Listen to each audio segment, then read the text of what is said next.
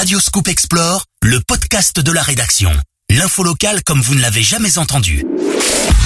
Bienvenue dans Radio Scoop Explore. L'Auvergne-Rhône-Alpes tient son rang de première région industrielle en France. 520 000 emplois en tout, des sites implantés aux 4 coins de la région.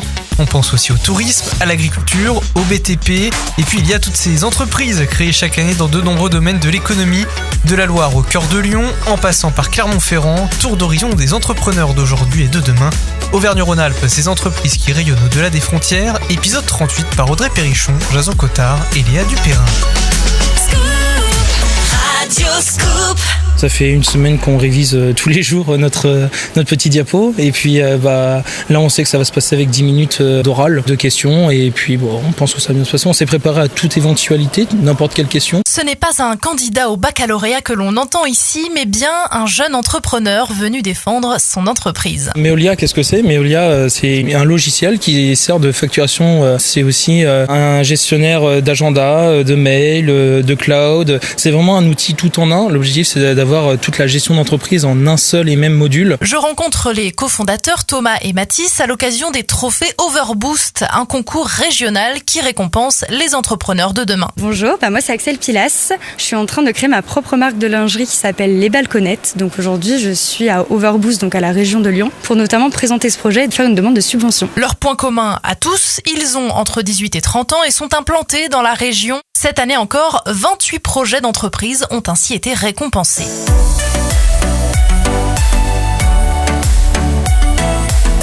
Chaque année, ce sont des dizaines de milliers d'entreprises qui voient le jour dans la région, d'autres qui s'arrêtent et parfois de véritables success stories. César Triuler, gérant fondateur de Maison 16. Maison 16, c'est une entreprise artisanale basée à Saint-Marcelin-en-Forêt. On est producteur de liqueurs artisanales, donc des alcools et des spiritueux depuis 2019. On a commencé à travailler un peu autour de nous, dans le département, petit à petit à vendre un petit peu plus loin. On fait la moitié de notre chiffre d'affaires dans le 42, l'autre moitié partout en France.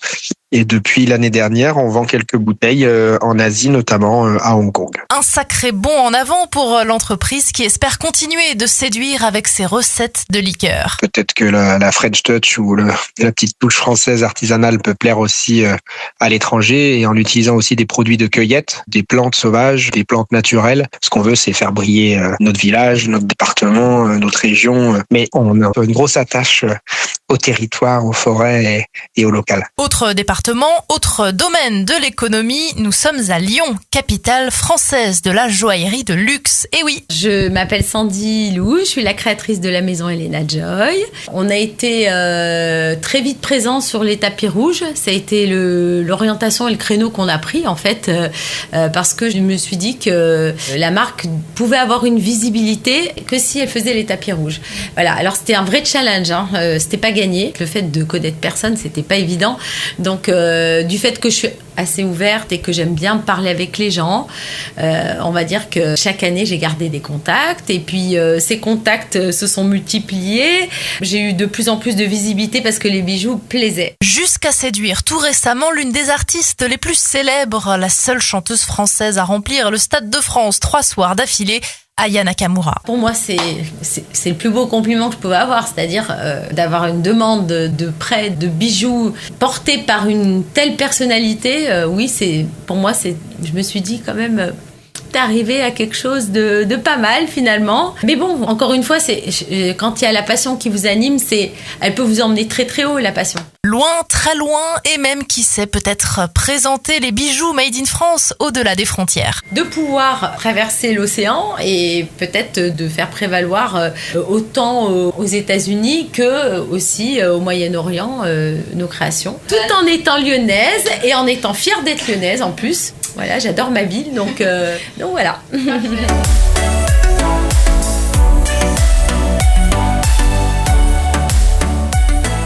Terminons cette petite virée dans la région avec une autre entreprise, une entreprise innovante du côté de Clermont-Ferrand, avec notre reporter sur place, Jason Cottard. Il fait très chaud en France en ce moment, à Clermont-Ferrand c'est le cas aussi, nous sommes en alerte rouge. Là sur mon balcon, les plantes sont complètement cramées. Il est 8h30, il fait déjà 27 degrés, j'ai eu beau les arroser, je n'ai pas pu les sauver. Alors imaginez l'état des champs, de nos cultures, comment les agriculteurs vont réussir à sauver leur récolte.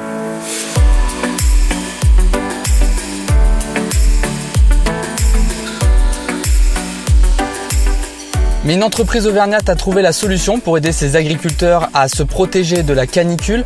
Elle s'appelle Bienezis. Elle a développé des canopées robotiques qui se disposent au-dessus des vignobles. Et justement, on va aller rencontrer un de ces viticulteurs sur la parcelle du Clos des Amoureux, sur les coteaux de Chanturgue.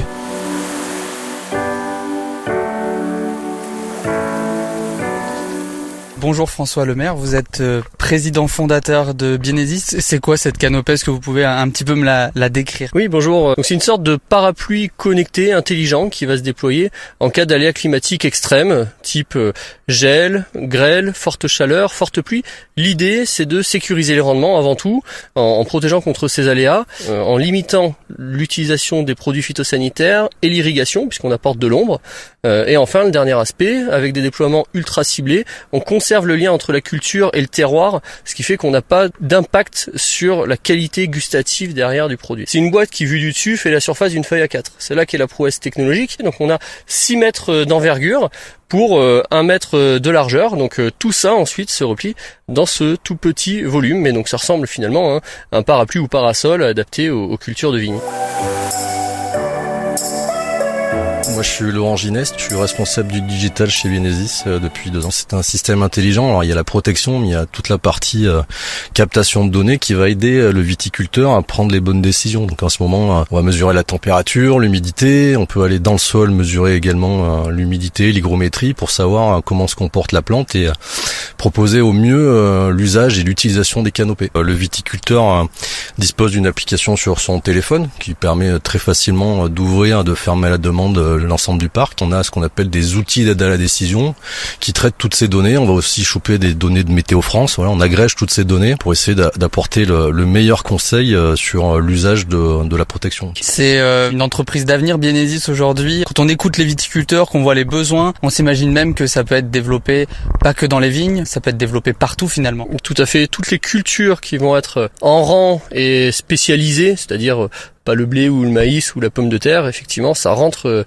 dans notre scope. Pour l'instant, c'est un début d'aventure qui est très prometteur, qui confirme que vous avez une bonne idée. Après les tracteurs, qui globalement étaient la dernière révolution technologique, beaucoup considèrent que ces parapluies Bienezis, ces canopées sont la prochaine révolution parce qu'en un seul produit, on répond à l'ensemble ou la quasi-totalité des enjeux qu'on peut rencontrer au champ. Donc tout l'avenir est devant nous et effectivement, nos enjeux par la suite, c'est le développement international et multiculture. Donc il reste beaucoup à faire. Vous l'avez dit, on est en face de Michelin, parce que dans 30 ans, il y aura Michelin et Bienezis en mastodonte à Clermont. On peut espérer ça, effectivement. Michelin a commencé comme nous à un moment donné, donc si l'avenir nous mène à notre plein potentiel, on peut rêver à un moment donné faire partie des mastodontes de Clermont et on a bien l'intention de s'implanter là de façon pérenne, donc c'est tout à fait possible.